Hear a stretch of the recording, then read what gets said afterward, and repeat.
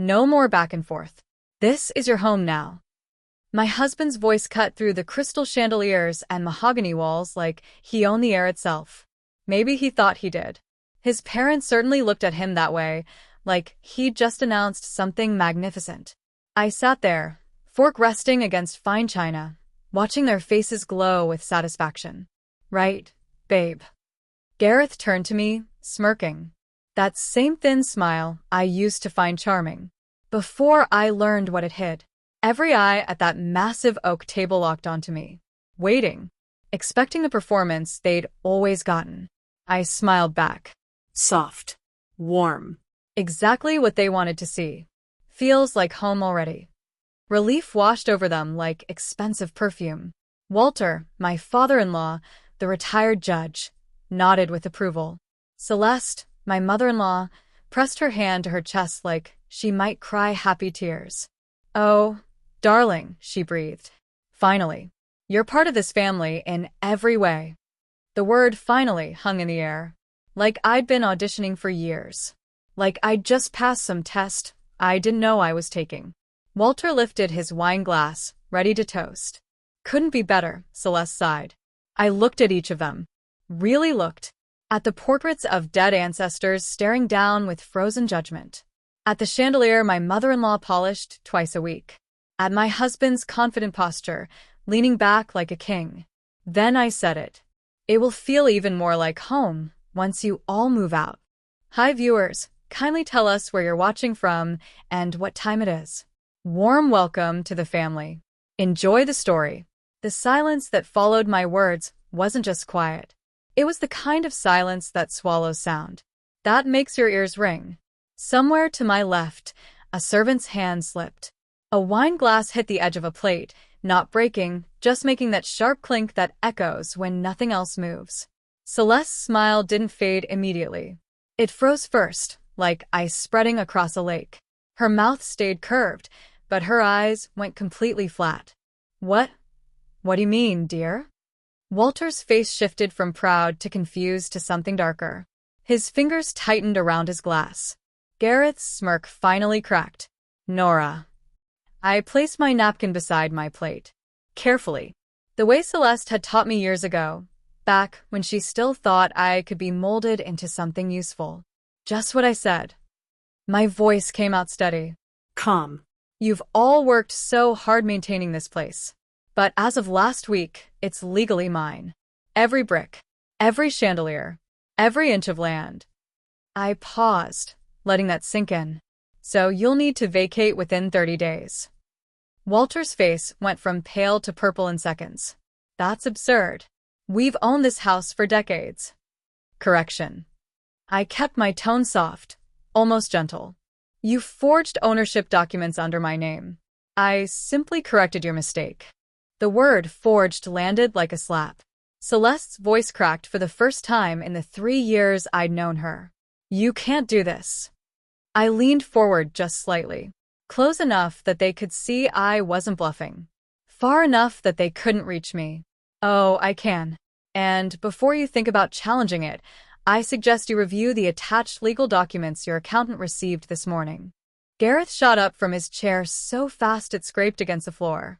You planned this? Yes, I said. While you were planning how to frame me for your crimes. The air in that room changed. It wasn't just shock anymore. It was fear.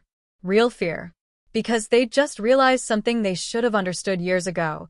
The quiet woman they'd underestimated was the one holding every card. And I wasn't bluffing.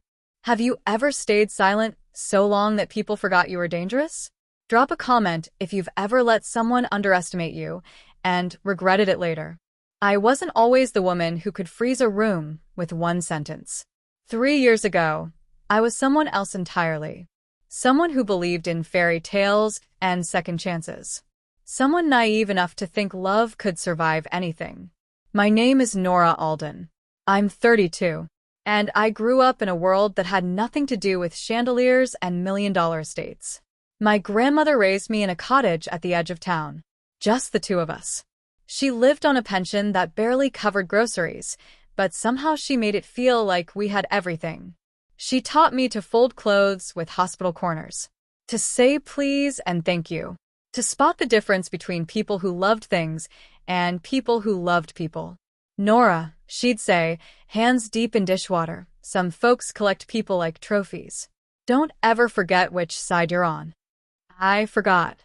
The first time I saw Gareth, he was standing outside a coffee shop in the rain without an umbrella, laughing. Like getting soaked was the funniest thing in the world. He had that kind of charm that felt effortless. The kind that makes you think maybe you've been looking for the wrong things your whole life. We dated for 8 months. He never mentioned money. Never flashed his family name. He talked about building something together. Partnership. Equality. All the words I wanted to hear. When he proposed, I cried. Happy tears.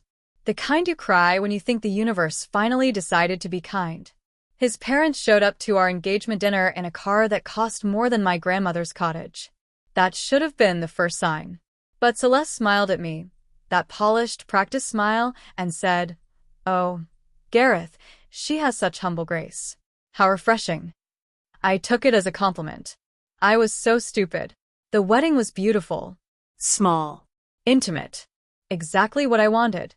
Celeste kept suggesting we expand the guest list, but Gareth backed me up. Said it was our day, not theirs. I thought he was protecting me. 2 weeks after the honeymoon, Gareth sat me down in our tiny apartment. The one we'd rented together. The one that smelled like fresh paint and new beginnings. "So," he said, drumming his fingers on the table, "I've been thinking." I smiled. About what? Our house plans. He leaned back. What if we stayed with my parents for a bit? Just temporarily. While we save up. Build something really special. Temporarily.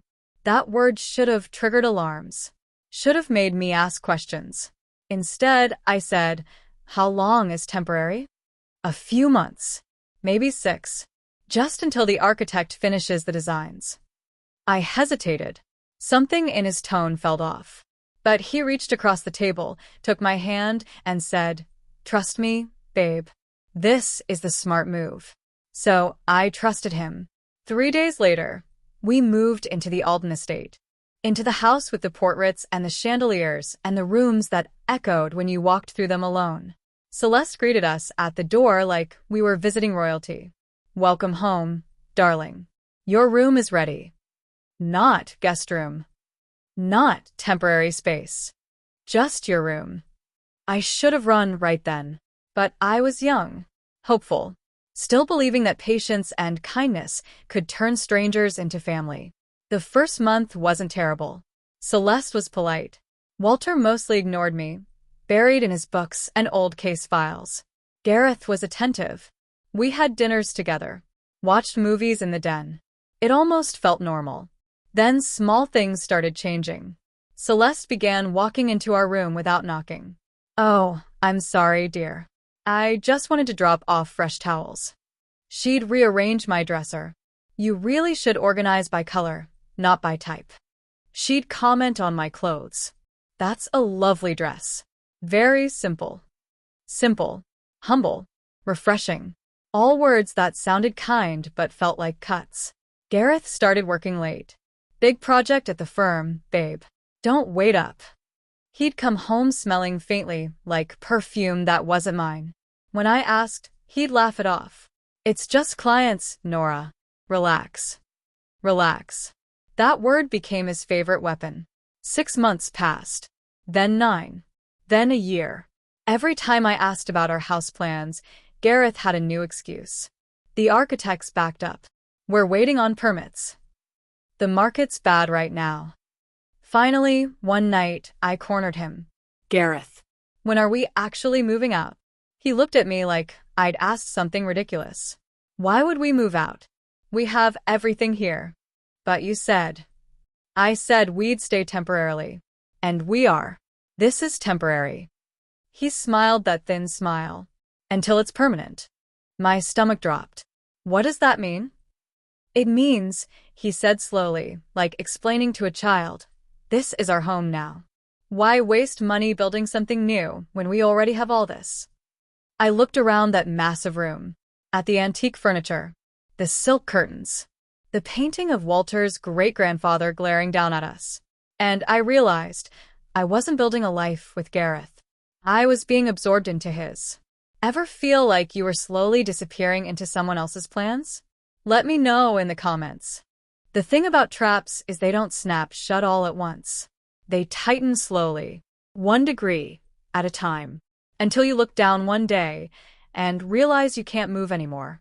That's what living in the Alden house felt like. At first, I told myself I was being paranoid. That Celeste's constant suggestions were just her way of being helpful. That Gareth's late nights were actually about work. That the delays on our house were genuinely out of his control. But then the suggestions became orders. Nora, dear, Gareth prefers his shirts folded this way. Not like that. Nora, we don't use that entrance. Family uses the side door. Nora, Walter's study is off limits. Even to you. Even to you. Like I was a guest who'd overstayed her welcome. Meals became performances. Every dinner felt like an audition I hadn't prepared for. Celeste would watch how I held my fork, how I chewed, how I responded to Walter's questions about current events. If I answered wrong, she'd smile and say, "Oh, isn't that sweet?" in a tone that made my skin crawl. If I stayed quiet, she'd lean over and whisper, "You really should contribute more, dear." This family values intelligent conversation. I couldn't win. Gareth stopped defending me. Stopped noticing when his mother criticized my clothes or my cooking or the way I didn't quite understand how things worked in their world. He'd just nod along. Sometimes he'd even laugh. One night, I waited up for him until 2 in the morning.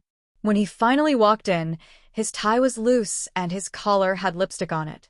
Not my shade. "Where were you?" I asked. He didn't even flinch. "Client dinner. Ran late." "You have lipstick on your collar." He glanced down. Shrugged. "Must have been when Sarah hugged me goodbye. She's affectionate." Sarah. He said her name so casually, like I was supposed to just accept it. "Gareth." "Nora." His voice went cold. "I'm tired. Can we not do this right now?" He walked past me. Didn't touch me. Didn't kiss me goodnight. Just walked past me like I was furniture. I stood there in the hallway, listening to him brush his teeth, and felt something crack inside my chest. Not my heart. That had been breaking slowly for months. This was different. This was the sound of my patience running out. The next morning, I brought up the house plans again. One last time. We were having breakfast. Just the two of us. Celeste was at her yoga class. Walter was in court. "Gareth," I said carefully, "I need to know. Are we ever moving out?" He looked up from his coffee. Sighed like I'd asked the most exhausting question in the world. "Why are you obsessed with this?" "Because you promised." "I promised we'd figure it out. And we did. This is the smartest option." "For who?" His eyes narrowed. For us. "For our future. My parents are getting older, Nora. They need help managing this place. And one day, it'll all be ours anyway." One day. Meaning never. Meaning I'd be living under Celeste's thumb until she died. And even then, her ghost would probably rearrange my dresser. "I don't want this house," I said quietly. "Well, that's too bad." He stood up. "Because this is where we live." He left the table. Left me sitting there with cold eggs and colder promises. That's when I knew. I wasn't his wife. I was his accessory. A pretty, quiet thing he could parade around when he needed to look stable and settled. The rest of the time, I was invisible. But invisible people see things, hear things, notice things others don't. And I was starting to notice a lot. Like the mail that came addressed to me, but that I never opened. Always intercepted by Celeste or Gareth. Like the hushed phone calls Walter took in his study, always ending when I walked past.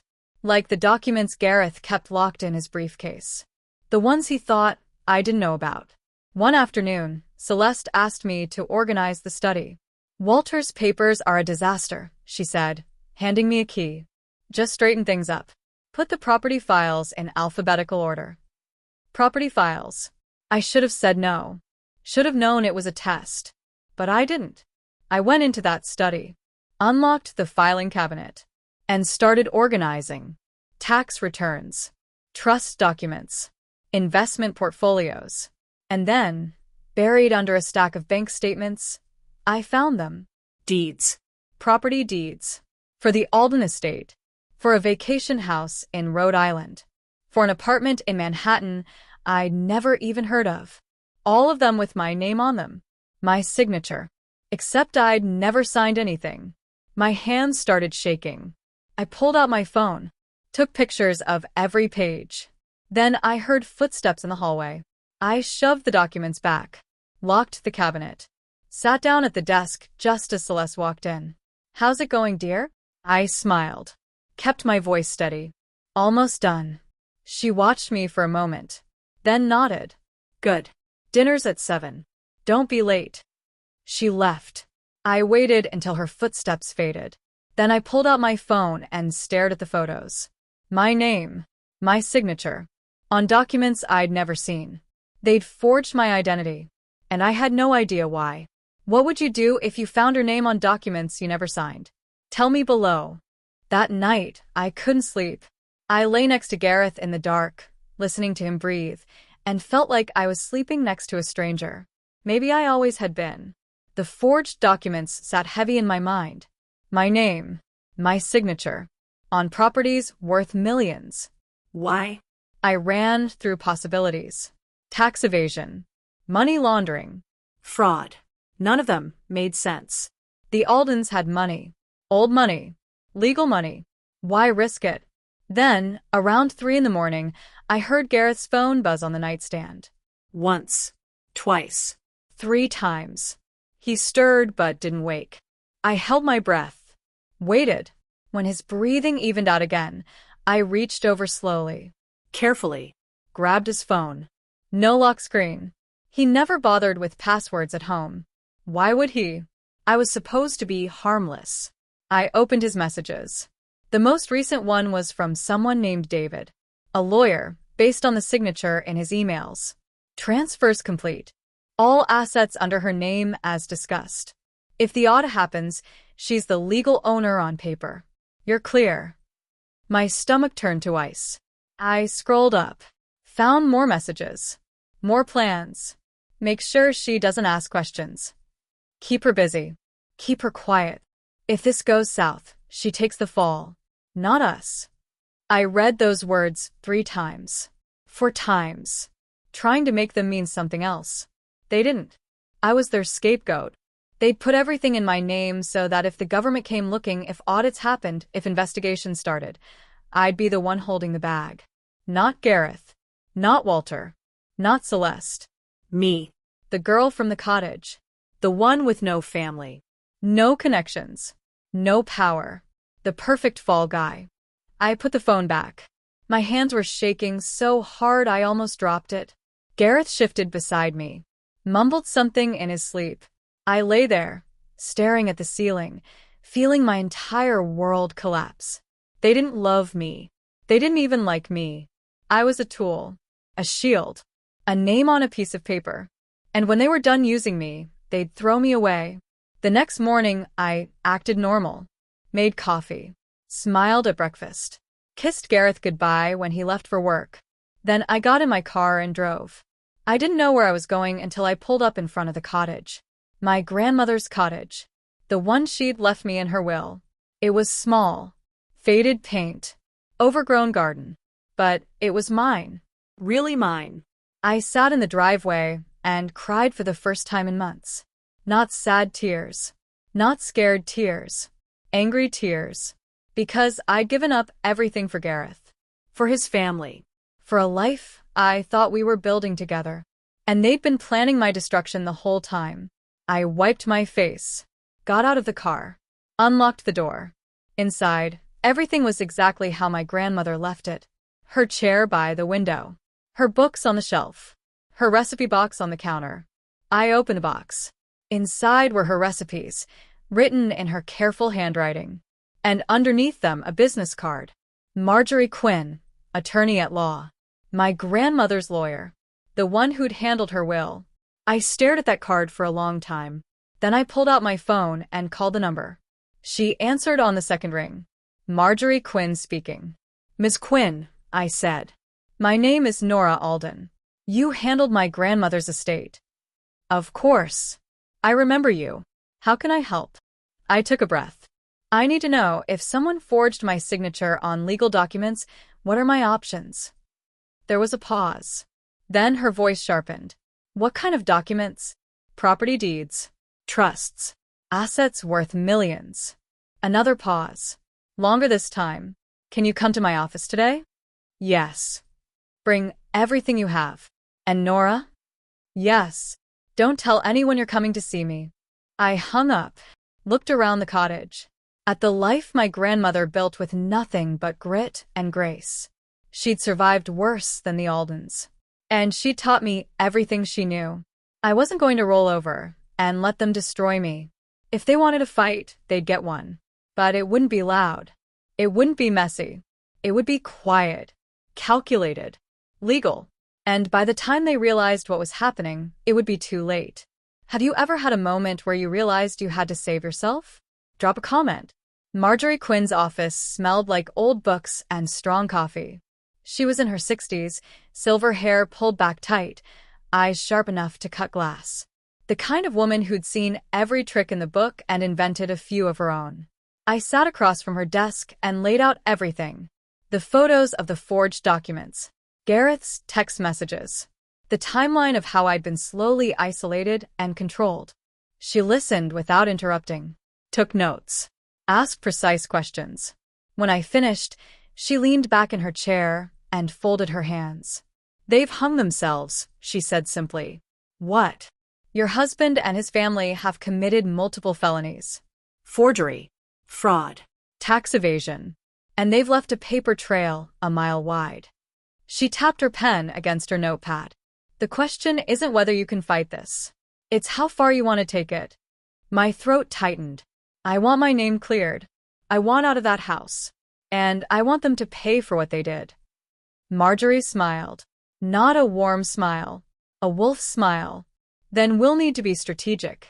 They're powerful people with powerful connections. If we move too fast, they'll bury this. Bury you. So, what do? We gather evidence. Build an airtight case. And when the time is right, we strike so hard they can't recover. She opened a drawer. Pulled out another business card. I'm going to connect you with someone. A private investigator. His name is Cal Porter. Former FBI. He specializes in financial crimes. I took the card. How long will this take? Months. Maybe longer. You'll need to keep living in that house. Keep playing the role they expect. Can you do that? I thought about Gareth's smirk. Celeste's fake smiles. Walter's cold indifference. Could I sit at their table every night, knowing what I knew, and pretend everything was fine?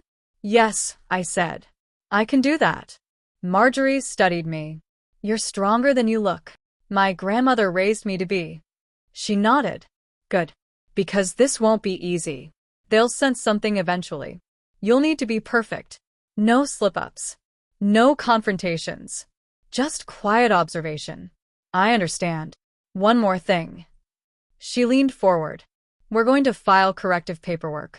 Quietly. We'll transfer those properties back into your name, legally this time. With proper documentation. Notarized statements. Everything above board. Won't they notice? Not if we time it right. We'll wait until their accountant is swamped. Bury the filings in routine paperwork. By the time they realize what's happened, it'll be too late to stop it. I felt something shift in my chest. Not hope exactly. Something colder. Purpose. I met with Cal Porter 2 days later. He was younger than I expected. Early 40s. Quiet. The kind of guy who blended into walls. We met at a diner an hour outside town. Neutral ground. He slid a folder across the table. I pulled preliminary records on the Aldens. You were right to be suspicious. I opened the folder. Inside were bank statements, transfer records, offshore accounts I'd never heard of. They've been moving money for years, Cal said. Shell companies. Dummy corporations. Classic money laundering setup. They're using your name as a firewall. Can you prove it? I can. but it'll take time. I need to trace every transaction, document every transfer, build a timeline that shows intent. How long? 3 months. Maybe 4. I closed the folder. Do it. He nodded. One rule. You don't change anything. Don't confront them. Don't ask questions. Don't give them any reason to suspect you're onto them. I won't. Good. He stood. I'll be in touch. That night, I went back to the mansion. Walked in through the side door, like Celeste had taught me. Smiled at Gareth when he asked where I'd been.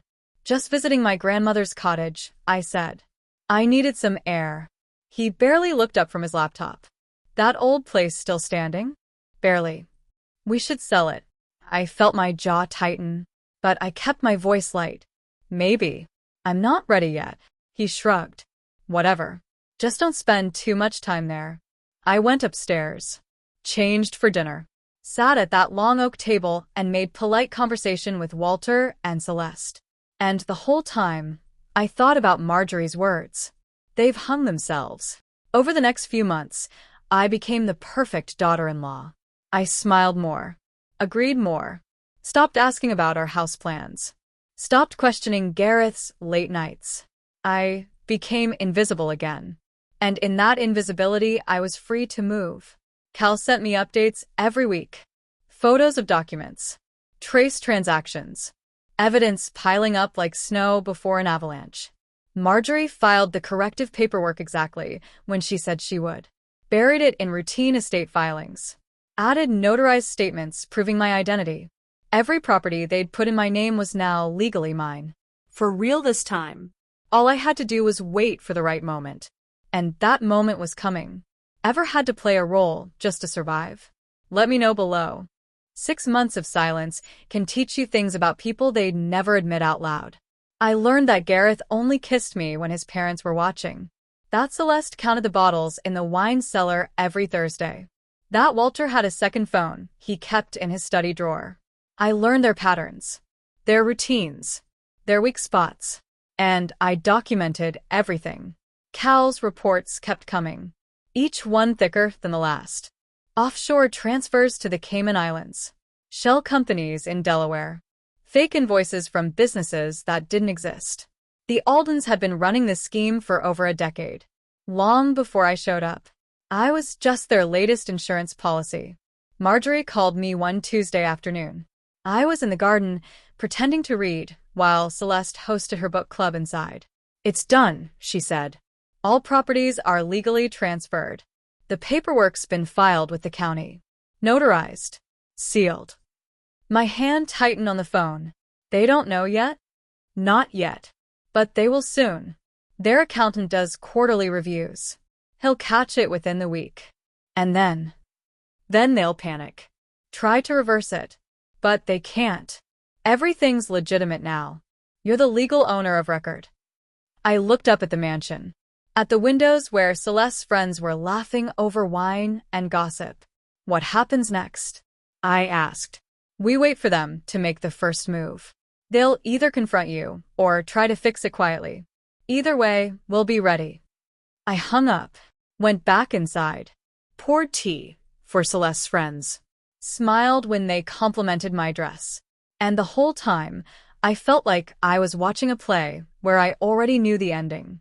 3 days later, Gareth came home early. Slammed the front door so hard a picture frame rattled on the wall. I was in the kitchen. Heard him stomping toward Walter's study. Heard raised voices behind the closed door. I moved closer. Listened. Not possible. Those titles were secured. That was Walter. Angry in a way I'd never heard before. The accountant confirmed it. Everything's in her name. Actually in her name this time.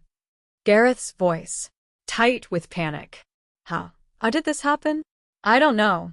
But we need to fix it before. The door opened suddenly. I barely had time to step back before Gareth walked out.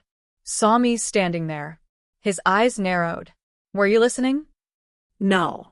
I was just coming to ask about dinner. He studied me for a long moment, looking for cracks, for signs that I knew something. I kept my face blank. Soft. A little confused. Finally, he relaxed. We'll eat out tonight. I need to take care of something. Okay, I said quietly. He left. Didn't kiss me goodbye. Didn't even look back. I went upstairs, locked the bedroom door, and for the first time in months, I smiled for real. They knew something was wrong, but they didn't know I was the one who'd done it.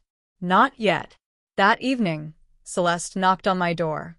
Her voice was sweeter than usual. Dangerous sweet. Nora, darling, can we talk? I opened the door. Of course. She came in, sat on the edge of the bed, patted the space next to her like we were about to have some mother-daughter chat. I wanted to thank you, she said. For what? For being so understanding, so patient with this family. I know we can be demanding. I sat down beside her. It's fine. You've really become part of us, you know. Walter and I were just saying how lucky Gareth is to have you. The words were kind. The tone was poison. That's sweet of you to say. She reached over, patted my hand, which is why I wanted to ask you something. There's some paperwork that needs your signature. Just routine estate planning. Would you mind coming to Walter's study tomorrow? My heart started pounding, but I kept my breathing steady.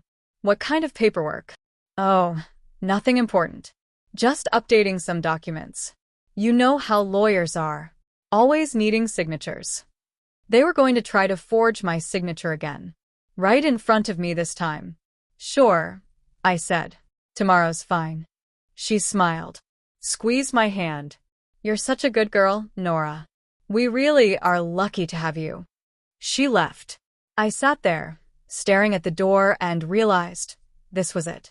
The moment everything would come to a head. Tomorrow, they'd try to trap me again. But I was done being trapped. I texted Marjorie. They're making their move. Tomorrow morning. She replied immediately. Let them. Sign nothing. Record everything. The next morning, I walked into Walter's study with my phone in my pocket. Recording. Walter and Gareth were already there. Papers spread across the desk. Ah, Nora. Thank you for coming. Walter's voice was warm. Fake warm. Of course. He slid a stack of papers toward me. Just need your signature on a few documents. Standard trust amendments. I picked up the first page. Read it slowly. It was a transfer, moving all property ownership back to the Alden family trust, erasing everything Marjorie had done. What is this exactly? I asked. Just formalizing the estate structure, Walter said smoothly. Ensures everything stays in the family. I looked at Gareth. He was watching me carefully, looking for resistance. I set the papers down. I'd like my lawyer to review these first. The temperature in the room dropped 10 degrees. Your lawyer? Celeste's voice came from the doorway. She'd been listening the whole time. I just want to make sure I understand what I'm signing. Walter's jaw tightened. Nora. These are time-sensitive documents. We need your signature today. Then my lawyer can review them today. Gareth stood up. What's going on with you? I met his eyes. I'm protecting myself. From what? From us? We're your family. Are you? The question hung in the air like smoke. Celeste stepped into the room. Her polite mask was slipping. Sign the papers, Nora. No. That single word changed everything. Walter's face went red. You ungrateful. Careful, I said quietly. I'm recording this conversation, and I have a very good lawyer.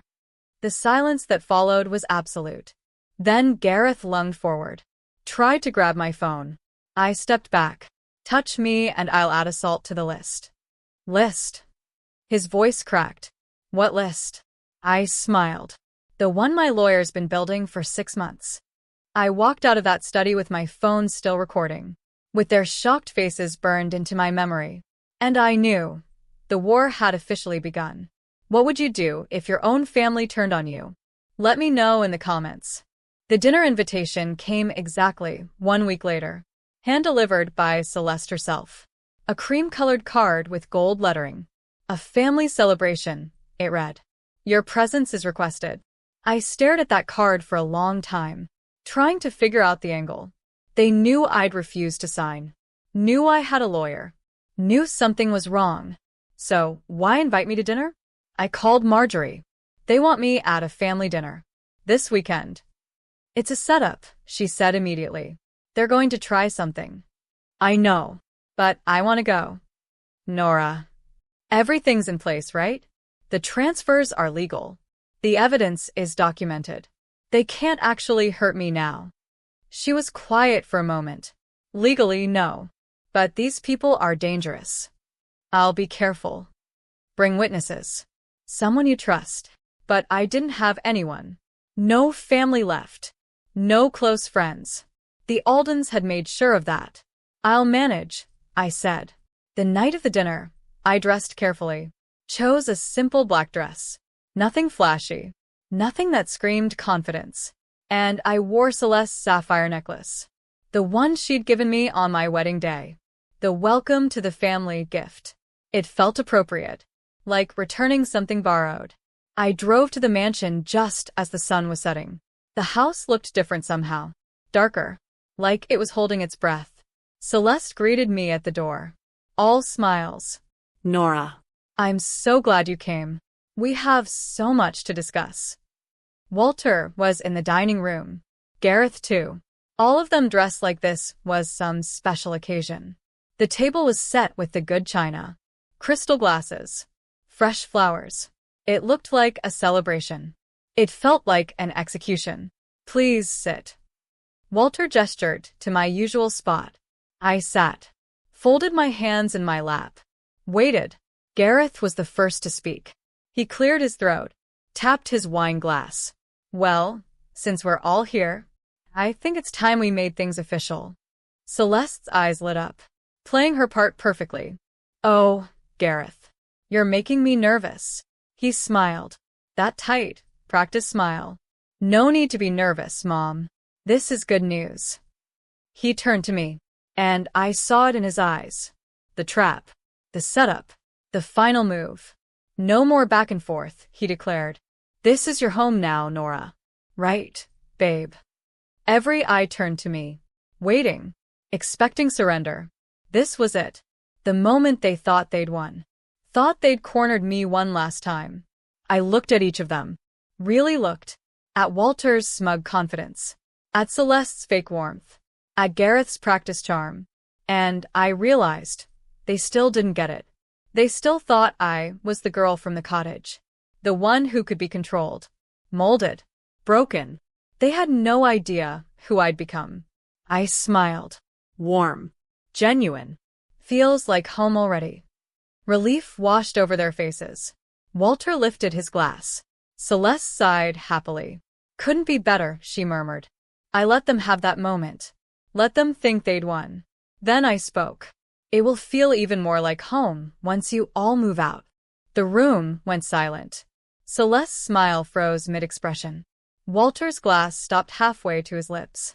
Gareth's face went completely blank. What did you say? Celeste's voice was barely a whisper. I placed my napkin beside my plate. Calmly. Deliberately. I said you all need to move out. This is my house now. Legally. Completely. You have 30 days. Walter's face turned purple. That's impossible. We've owned this house for. You forged documents putting it in my name, I interrupted. I simply corrected the paperwork. Everything's legal now. Everything's mine. Celeste stood up so fast her chair fell backward. You can't do this. I already did. Your accountant received the documentation last week. Gareth finally found his voice. You planned this. All of it. Yes, I said simply. While you were planning how to frame me for fraud. The air went out of the room. Walter reached for his phone. Probably to call a lawyer. A judge friend. Someone who owed him a favor. I pulled out a folder from my bag. Slid it across the table. Before you make that call, you should know. I have 6 months of documented evidence. Forged signatures. Offshore accounts. Shell companies. Tax evasion. All of it. I stood up.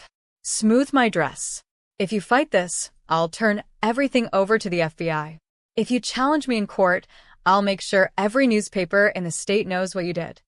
I unclasped the sapphire necklace, set it gently on the table. Or you can leave quietly. 30 days. Take your personal belongings. And disappear. Celeste's voice cracked. You're destroying this family. No, I said softly. I'm saving myself from yours. I walked to the door. Turned back one last time. Oh, and Gareth? I filed for divorce this morning. You'll be served tomorrow.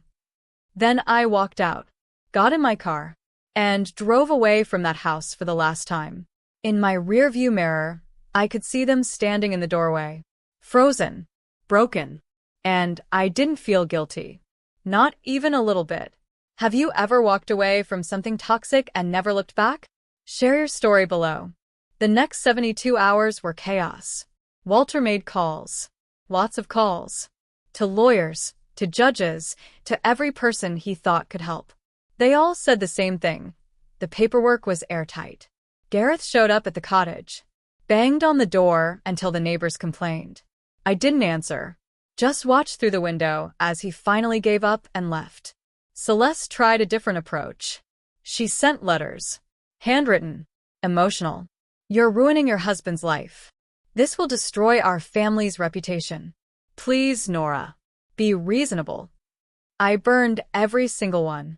By the end of the week, their lawyer contacted Marjorie with an offer. They'll leave quietly if she agrees not to press charges. Marjorie called me immediately. What do you want to do? I thought about it. Really thought about it. Part of me wanted to watch them burn. Wanted to see Walter's name dragged through the papers. Wanted Gareth to face consequences for every lie he'd told. But another part of me was just tired. Tell them I'll agree on one condition, I said. What's that? They have 2 weeks. Not 30 days. 2 weeks. And they leave everything. Furniture. Art. Everything stays. Done. They moved out in 10 days. I watched from the cottage as moving trucks came and went. Watched them pack their clothes, their personal items, their precious family photos.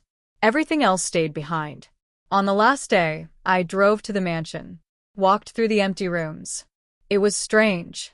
The house felt bigger without them. Cleaner. Like something poisonous had been scrubbed away. I found a note on the kitchen counter. Celeste's handwriting. You've ruined everything. I hope you're happy. I folded the note, put it in my pocket, and I realized something. I was happy. Not in some triumphant, vindictive way. Just peaceful. For the first time in 3 years, I could breathe without wondering if someone was watching. Could make decisions without asking permission. The house was mine. My name. My rules. And I was going to turn it into something beautiful. Walter's reputation collapsed within a month. Whispers became rumors. Rumors became investigations. Someone, maybe one of his enemies, maybe just karma, leaked information about his offshore accounts. Questions were asked. Lawyers got involved. His legacy as a respected judge was over. Celeste's charity organizations dropped her from their boards. Too much scandal. Too much risk. She moved to Florida. Stopped answering calls. And Gareth? Gareth lost everything. His father disinherited him. His law firm suggested he take time off. His friends stopped returning messages. I heard through Marjorie that he was living in a studio apartment downtown, working contract jobs, barely scraping by. Part of me felt bad for him. A small part. The rest of me remembered the lipstick on his collar, the forged documents, the nights he came home late and told me to relax. He'd made his choices. Now, he was living with them. Ever watch someone's life fall apart because of their own actions? How did it feel? Tell me below. 3 months after the Aldens moved out, I started renovations. Not for me. For something bigger. I hired contractors, architects, designers. And I told them my vision. Turn half the mansion into a community art center. Kids could come after school. Paint. Draw. Write. Create. The rooms that used to host Celeste's fake dinner parties would now teach children how to express themselves. The study where Walter plotted his schemes would become a library. The dining room where they'd tried to trap me would be a gallery. It felt right. Like justice had a second act. The local news did a story about it. Local woman transforms historic mansion into community space. They interviewed me, asked how I'd gotten the house. I smiled, kept it vague. It was left to me by family. Not a lie. Not exactly. The art center opened 6 months later. The turnout was bigger than I expected. Families came. Kids ran through the halls laughing. Teachers signed up to volunteer. And I stood in the corner, watching, feeling something I hadn't felt in years. Pride. Not the hollow kind the Aldens valued. Real pride. The kind that comes from building something good. One afternoon, a little girl came up to me, maybe 8 years old. Paint all over her hands. "Are you the lady who owns this place?" she asked. "I am. It's really pretty. Thank you for letting us come here." My throat tightened. "You're welcome, sweetheart." She ran back to her easel, started painting again. And I thought, this is what the mansion should have always been. Not a shrine to old money and fake prestige. A place where people could grow, learn, become. I ran into Gareth about a year after everything fell apart. It was completely by accident. I was at a coffee shop downtown. He walked in looking thinner, older, Defeated. He saw me, Froze.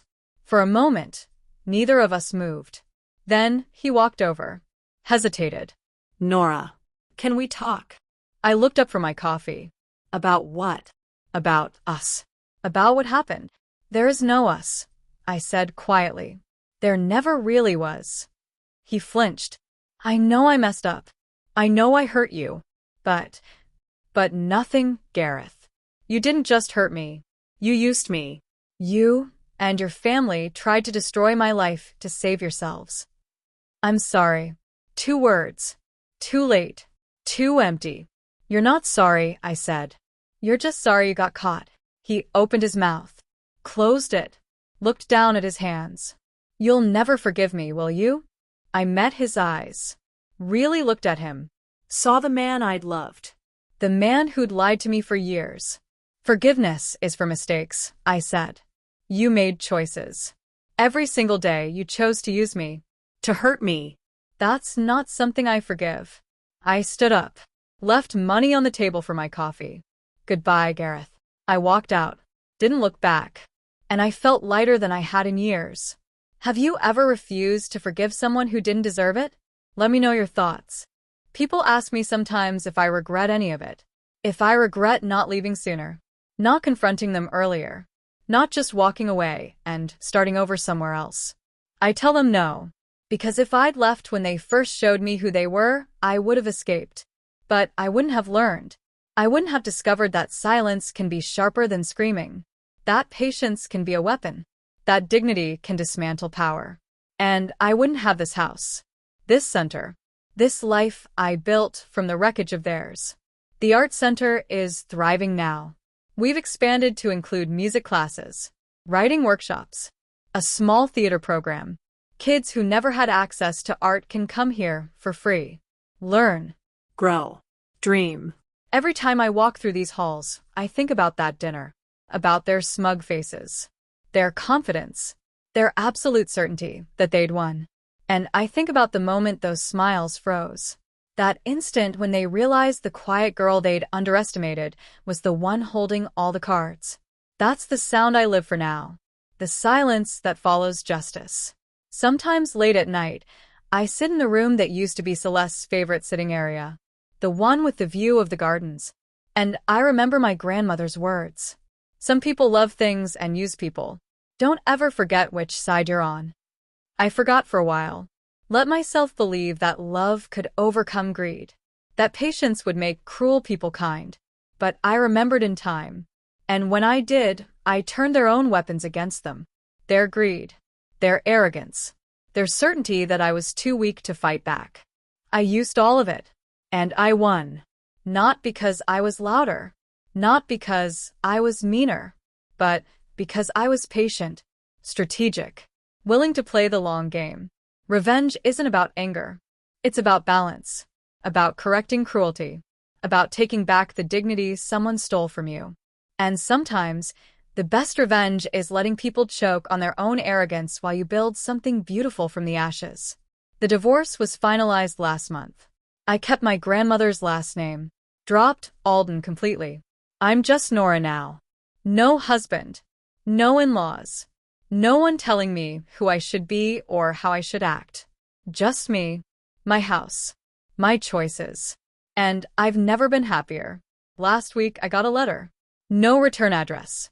Just a single sentence in Celeste's handwriting. You destroyed everything.